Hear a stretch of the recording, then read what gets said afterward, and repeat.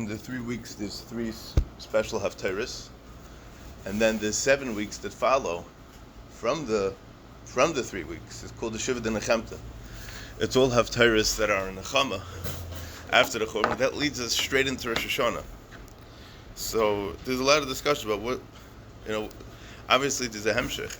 I saw a mahalach that Elul, it's not Elul now, but Elul's Rosh Hashanah Ish L'Re'eu Matanis L'Yenim, and the Beis HaMikdash was destroyed because of sin chinam.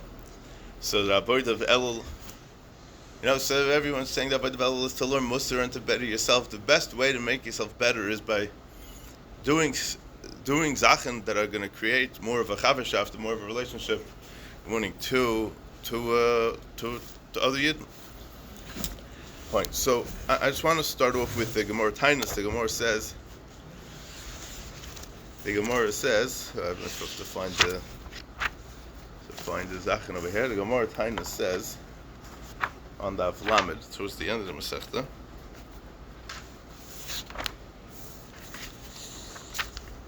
Where are we? Here we are. The Gemara Tainus says at the end of the Masechta on the Avlamed. Reb Shimon Gamliel Omer, Kol ha'oichel v'shoyse b'Tisha B'Av ki lo oichel v'shoyse b'Yom Kippurim. Somebody who eats on Tisha B'Av says if he eats on Yom Kippur. Tani nam yochi was learned to the Brayso Kol ha'oichel basar v'shoyse yayin b'Tisha B'Av alav ha'kasav Omer v'atehiyah v'yneisam al atzmaisam. That the ovain, their sins are going to be on their bones, meaning that the sin is going to get really into them, and that means that they're going to get severe consequences from eating on Tisha B'Av. Now, why would it be that somebody would eat on Tisha B'Av? Well, I have to understand.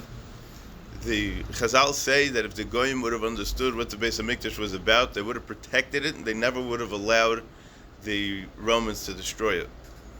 The Romans would have understood the significance of the Beis HaMikdash. They would have protected it also. And we saw yesterday that the Goyim have some kind of understanding and some hergish of Kedusha sometimes when it comes to the Beis HaMikdash. So it's not like, it's necessarily such a foreign thing. So the question is, because Reb Shimon Gamliel was living in the time of the Churban, and he saw it, and the people of his generation, they experienced it. So why is it that he's dafka the one that says this halacha of somebody that's oichel basar v'shoyse yayin b'Tisha B'Av? It's as if he's eating on Yom Kippur. Eating on Yom Kippur is a deraisa. Tisha B'Av is not a deraisa. It's rather interesting. Tisha B'Av has different halachas than the other Tanaisim. Why? Because there's a lot of hilchas avelus that are involved. On a regular time, you don't have to sit on the floor, right? A regular time, you're allowed to wear your shoes, right? On Tisha B'Av, you're not allowed to. And that's because it's Dinei Avelus besides for the regular Dinei Tainus, or on top of the regular Dinei Tainus. So, the problem was that, and I'll just go into a little bit of about the Churban Beis HaMikdash, and we'll talk about what the mindset was of some of the Yidden that were living at that time. On September 10th, 2001, if somebody would have told you, those big buildings in Manhattan, the World Trade Center, the Twin Towers, they could come down? They could come down. This is the symbol of New York. What are you talking about? They're not going to come down, right? The next morning, what happens? 2 planes fly into the Twin Towers. The whole thing's over. Thousands of people were killed. Weiter, right? Nobody would have believed it if you would have told them an hour before that would have happened. How could you? It wasn't Oil Aladas, right? The Nevi'im were shrying all the years that the Beis HaMikdash is going to get destroyed. If you do this and you continue to go in your evil ways, the Beis HaMikdash is going to get destroyed. And you know what they said? Yeah, right. We'll do tshuva. Wait a minute, the Jews didn't believe in tshuva? Of course they did. We're going to do tshuva, right? The Gemara says, an interesting story. When the Romans broke into the Beis HaMikdash, when they went into the Kodesh HaKadoshim, so we know that the Kruvim on their own Kodesh, Bisman Yisrael Eisem Retayne Shel Malkum, when Klal Yisrael was doing the right thing, they were facing each other. When Klal Yisrael was not doing the right thing, they faced away from each other. When they came into the Kodesh HaKadoshim, they saw that the Kruvim were facing each other. How could that be? B'char, it's the other way around. Beis HaMikdash is getting destroyed, they're Eisem Retayne Shel Malkum. So there is a pshat. There's many pshatim in this, but there is a pshat that I like to say over a lot, and that is that till the Goyim came to the Beis HaMikdash to destroy it, they really, really didn't think it was going to happen. They thought that, maybe it's not so bad, right? But they till it really, really happens, that's when it hits you and say, oh my gosh, what's happening? right? But right then and there, Klal Yisrael started doing tshuva. So in the Pneumius, which is represented by the Aron HaKodesh and the Kodesh HaKadoshim, they did tshuva. But Kvar Nigzer Gzera that the Beis HaMikdash was going to get destroyed. It was too late already to protect the Beis HaMikdash. But some sign, some siman of the acceptance of the tshuva, that was in the Pneumius, Rabbi. Meaning the innermost, intimate part of the Beis HaMikdash, there was a siman that Klal Yisrael was doing tshuva. But the problem was that many people didn't believe in the whole Beis HaMikdash business altogether. So, again, like we spoke yesterday, if you don't have an appreciation for something, you don't know. I'm going to explain that if you don't appreciate something for what it's worth, when you lose it, you don't care about it because you never appreciate it to begin with. If a person loses his phone, right, that he's completely attached to, he's going to go crazy. And in less than 24 hours, I bet you he's going to have another one. Why? Because he can't disconnect himself from it, right? A person who appreciated what the Beis HaMikdash was, not only what the Beis HaMikdash was for him personally, but was for Klal Yisrael, and was for the Ummah Ha'olam, but it was for the entire world. And now that got destroyed, it's a complete disconnect, right? But there were those that said, what I need a Beis HaMikdash for anyways, it's such a schlep. And all the Kahanim do is take everything for themselves, which at certain points in history, the Kahanim were not necessarily the greatest tzaddikim, especially in the second Beis HaMikdash that we know from the Gemara already, right? So when it came time to be mizabel on the Chorban, these people said, well, I didn't want the Beis HaMikdash to begin with, so do I care if it gets destroyed? So they said, what do I care to eat on Tisha B'Av?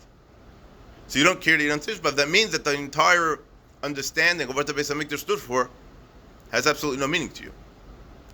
Now, it's very shayach. I just want to throw something out. Now, I don't want to talk about this for too long. But it's very, very shayach that a lot of times that a person goes through tremendous loss, they're very much in denial of what happened. Could it really be true? Right?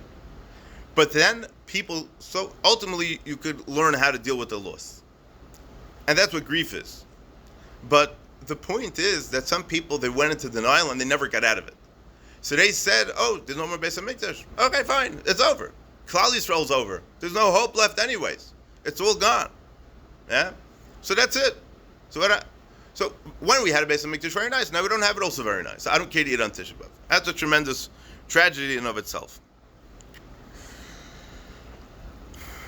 The Yerushalmi says in Tanya Rabbi Yossi Omer, Rabbi Yossi says, Nun Beis Shana Asos Beitar Lacha Churban Beis HaMikdash V'lama Chorval Shehedlika Neris Lacha Churban Beis HaMikdash.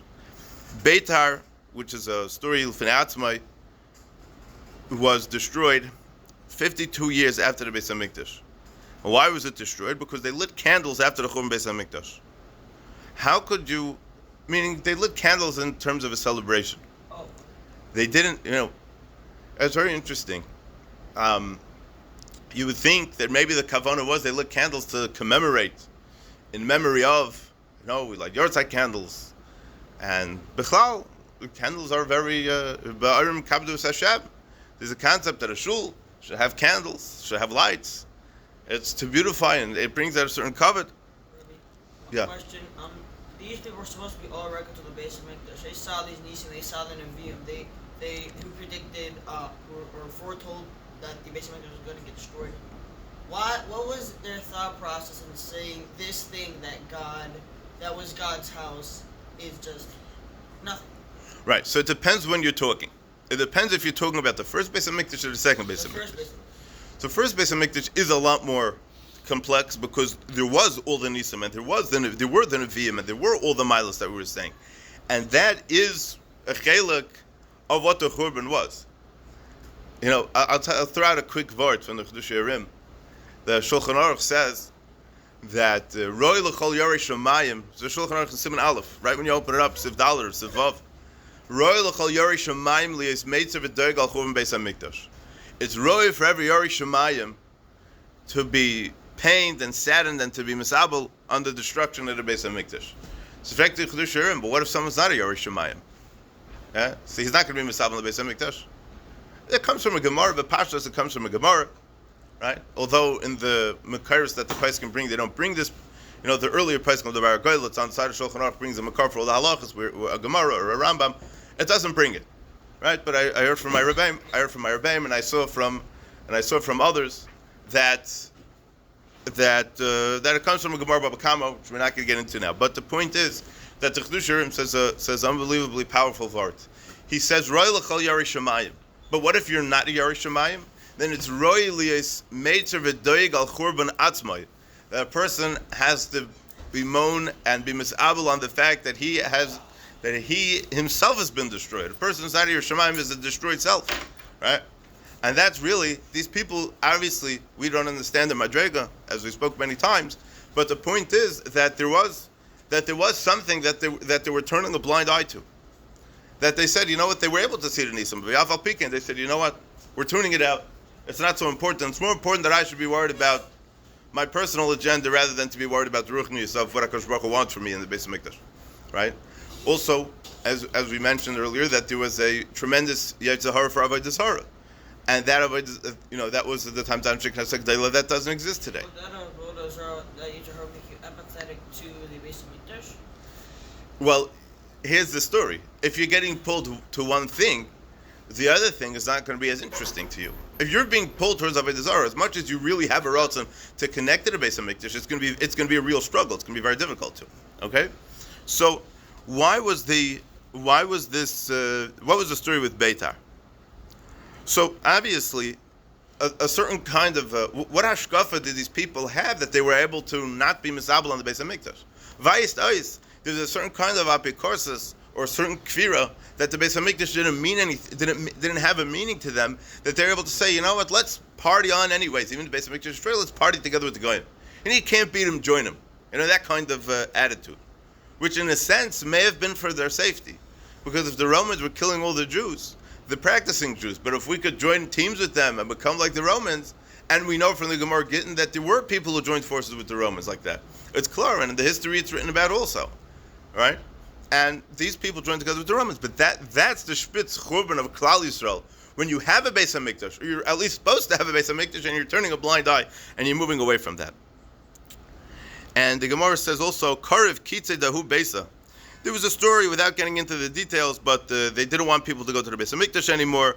And the people would say, it was a common saying in those days that, we're waiting for the day that this building should get destroyed. Karev Kitzei Dahu Beisa. We're hoping for the end of this building. Mala Yom Dahu Beisa. The end of days for this building. And because of this attitude that they had, that they wanted the Beis HaMikdash to get destroyed in a sense, they got punished. And they're all from Beitar? One second. V'amar aleim Chazal, and Chazal say on these people, Samach le'eid lo yinoka. A person who celebrates these kind of celebrations, these kind of commemorations, lo yinoka, he's going to get punished severely. And it's very interesting because the Gemara Sanhedrin and the Tzadi Aleph, which Mitzvah will get to, says that the Bnei Africa came with tinus to Alexander the Great, that they wanted to say that Eretz Yisrael belongs to them. The Goyim, this is what we were talking about yesterday. The Goyim always wanted to say that Eretz Yisrael belonged to them, right? With the first Rashi in Chumash, right?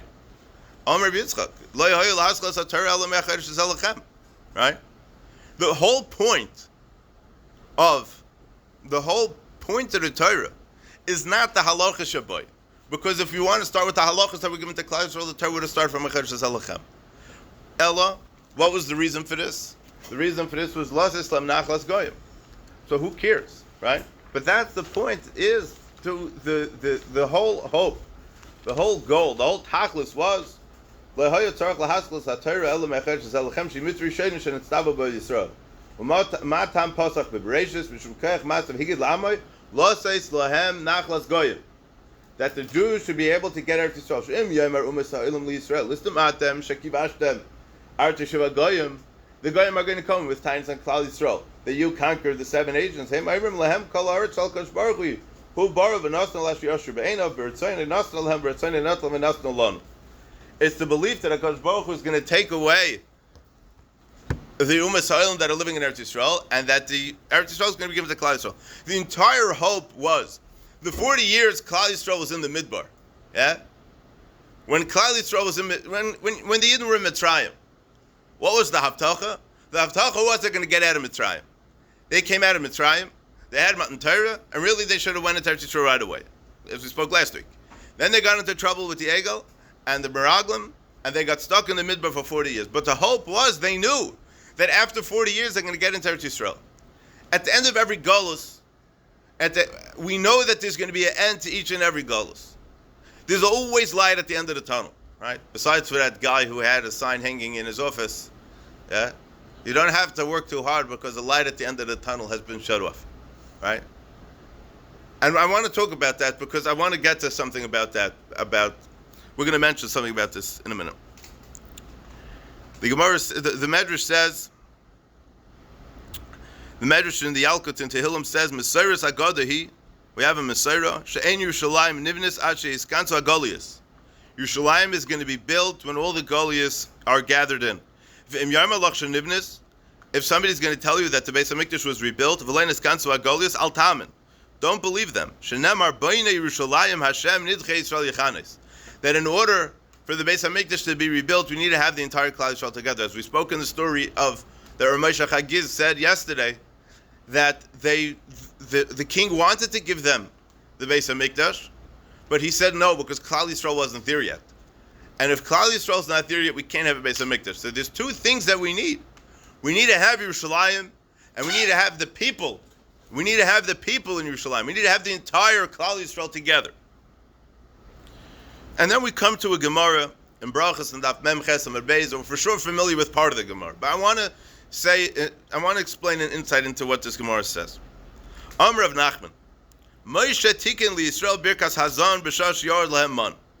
Moshe was misakin the first bracha of benching when the man fell, that we should give Haidat HaKadosh Baruch Hu that his zon of afarnus says kol elam kulay.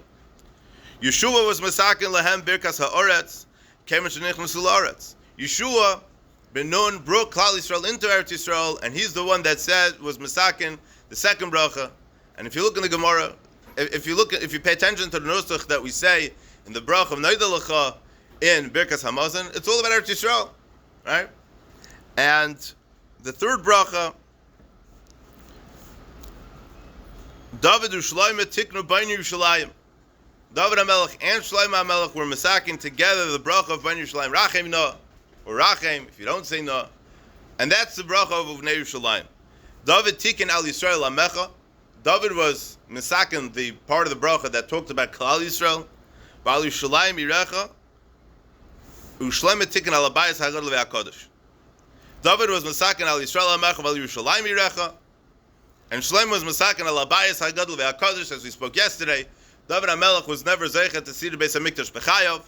Shlomo HaMelech was the one that built the Beis HaMikdash, and he's the one that was zeichet to have a Beis HaMikdash. You know, the whole entire time that Klal Yisrael was in Eretz Yisrael, from the days of Yeshua ben Nun till Shlomo HaMelech built the Beis HaMikdash, they had a Mishkan. And in Mishkan Shilai, the Gemara says it was built like a much more structured building than a Mishkan. A Mishkan is a temporary thing. They were able to take it apart and put it together. Mishkan Shilai that stood for 369 years. It's a pretty long time to have a temporary building. It wasn't so temporary. It was there for quite a while. But that wasn't the Beis HaMikdash yet. The understanding of the difference between the Mishkan and the Beis HaMikdash. What? Because I want to explain. That's exactly what I'm coming to explain. The chiluk between the Beis HaMikdash and the Mishkan is as follows. The Mishkan is referred to as Shchinta Begalusa. The Shechina is traveling. The Shechina is not settled. It's going from one place to another, even if it's going to be in one spot for a few hundred years. The Beis HaMikdash, that's when we are home. That's when we are settled. This is where we're supposed to be. This is where it's at. This is what it's all about. This is what we've been looking forward to all these long years till we got here. Meaning, even when Klal Yisrael was in Eretz Yisrael, it wasn't 100%. Because the Beis HaMikdash wasn't there yet. They had the Mishkan. They had everything that they needed. Life was good in the Ruchnistic sense. But they didn't have the Beis HaMikdash v'yasdav design the proper way. And so let's continue. HaToiv HaMeitiv. What's this last bracha of HaToiv HaMeitiv? That's what we're going to talk about. HaToiv HaMeitiv b'yavne tiknua k'neged harugei beitar. HaToiv HaMeitiv, we're masakin in Yavne, Kineged haruge beta. Tamer of Masna. Oisa hayem shnit haruge beta lekvura tiknu b'yamna toiv ha'metiv. That day, that they allowed the people that were killed in Beta, the martyrs of Beta, to get buried.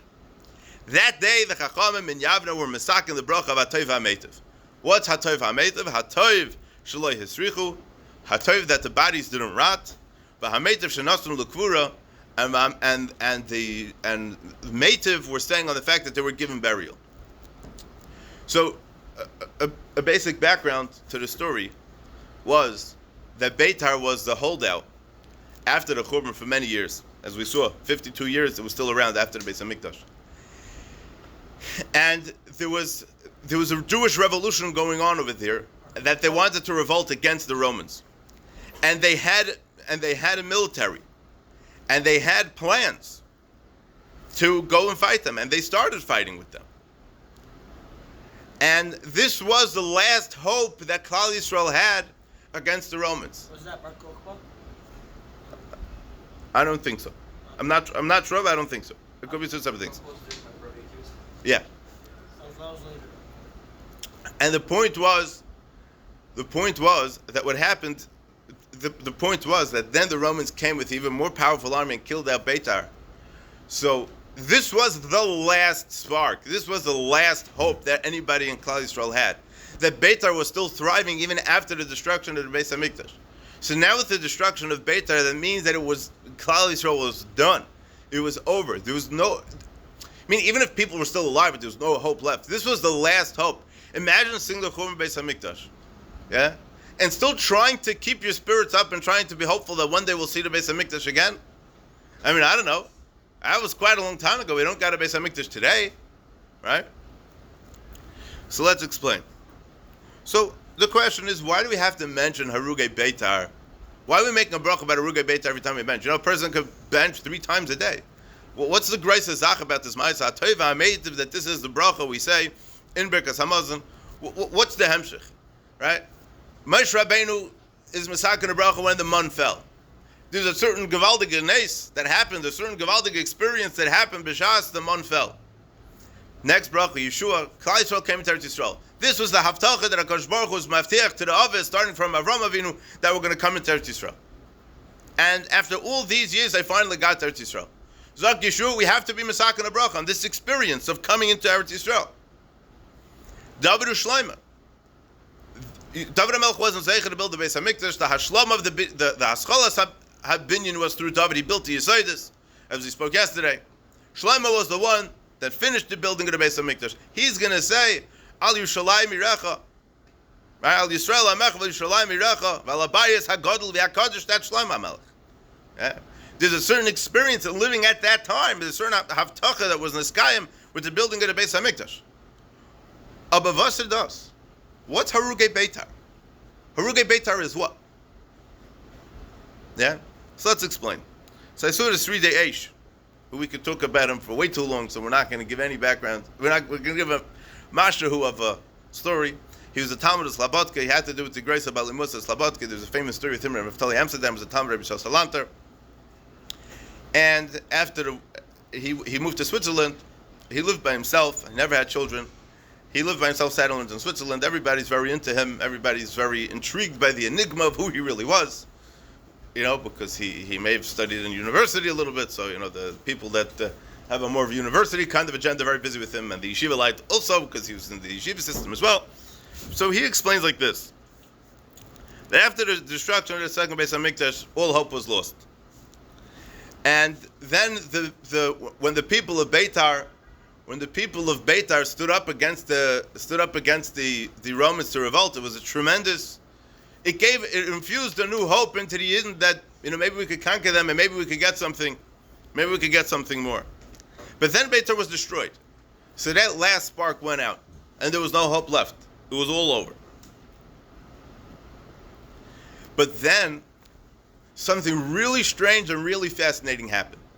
The entire city, which was thousands of people, was killed. But at that time, people noticed the dead bodies were sitting all piled up in mountains. I don't want to get too graphic, right? In big heaps. And it sat there and sat there and sat there for over a period of over 2 years, about 2.5 years. And they didn't smell, they didn't rot. And then people were walking by and were like, what's this? What's happening over here? What's going on? So in as much as there is a Khurban here, and in as much as we're seeing Misa all around us, by the Haruge Beitar, there's still a tiny, tiny, tiny spark of hope. Because we see that HaKadosh Baruch Hu didn't forget about us, and He created this tremendous miracle that these bodies didn't rot. To the point that the government eventually allowed these bodies to get buried. So that's a bracha v'tayv ha'metiv. And therefore what? So what's the point? Can I interrupt for half a second? Sure. At 10:56, good number. You don't have to come to my office. Go to the ballroom. Any rectangular tables, you know what rectangular is, right? Not round, okay? Any style rectangular table that you can find on that floor, meaning in the closet or in the ballroom. Bring it all downstairs. If there's more, come back upstairs. Guys are already doing it now, but if there's still more, every single one has to be brought downstairs. Okay? Everyone got that? What's a rectangle? It's like the square that's stretched. Good.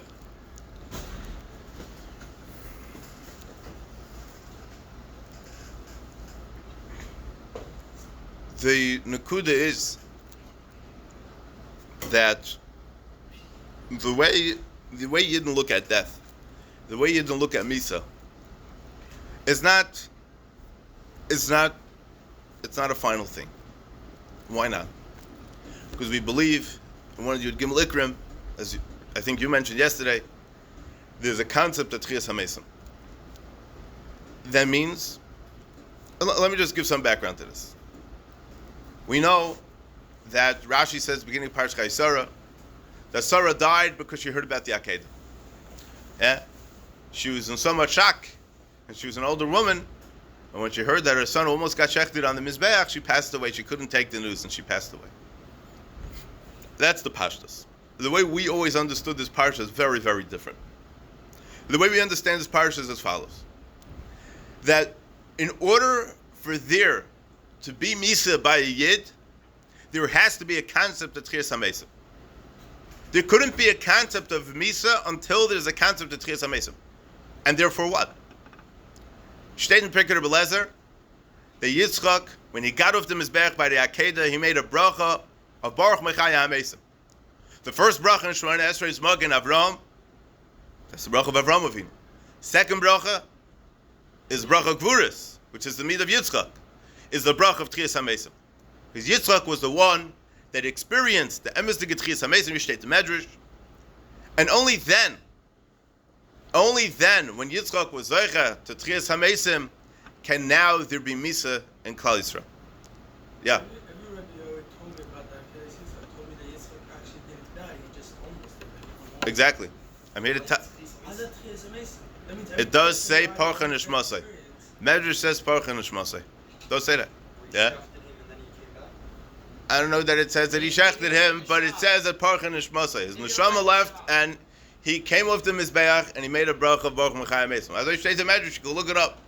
It's in Pirkei Rebbe Lezer. Yeah, let's not get carried away with this. Let's go weiter. Huh? I heard that Medrash, but I've heard something totally different about it. Okay, fine, good, good. Medrash But says, like his neshama changed or something. okay, that's Torah already. But the point is like this: that in order for there to be Misa by Yidden, we believe in the insurance policy of Misa, which is Vatchias HaMesim. By the Goyim, because they don't believe in it, so what is Misa by them?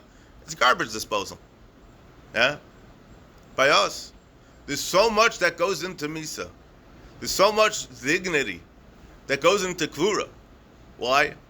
Because we're preparing for the Tikkun HaGadol of what Vatchias HaMesim is going to be. So, the same way that Moshe Rabbeinu was Masakin a bracha because of the experience that happened, the Gevaldige Nes of the Man, he made a bracha. Birkas Hazon. Yeshua was Niskayim the Avtacha to get into Eretz Yisrael. It was a Gevaldige experience. It was a Gevaldige matzah that Klal Yisrael was finally able to get into Eretz Yisrael. He was Masakin a bracha. David Ushlayim built the Beis HaMikdash. Val Yisrael HaMecha, Val Yerushalayim Yirecha, Val Abayis HaGadol V'HaKadosh, as we explained. there's a gewaldige matziv that now we have the Beis Hamikdash, we have a mokem kavua of Ashras HaShechina, no more Shechinta Begalusa, but that the Shechina has a home, a permanent home, that stood for 410 years, second Beis Hamikdash 420 years, 830 years all in all, right? That's a certain kind of experience. That's a certain kind of matziv of where we're going to create a bracha. The bracha of Atoiva HaMeitiv for Haruge Beitar is because Klal Yisrael was feeling so desperate and so low and they gave up so much hope. The last hope that they had was that if we could conquer the Romans at this point, then Klal Yisrael will live on. And that didn't happen. Unfortunately, that didn't happen, and many Yidden were killed in the uprising of Beitar. But the hope now is, the experience now is, that there's going to be Tchias HaMesim. How do we know that there's going to be Tchias HaMesim? What was the sign? What happened here that we're going to have a Tchias HaMesim? Because they saw that the Mesim were not Masriach, the Mesim didn't rot, and that they were Nitin L'Kvura. All of a sudden, the dignity that they thought was all lost came back to them with the matzav, and now they're going to have a Kvura. And that's the Pshat.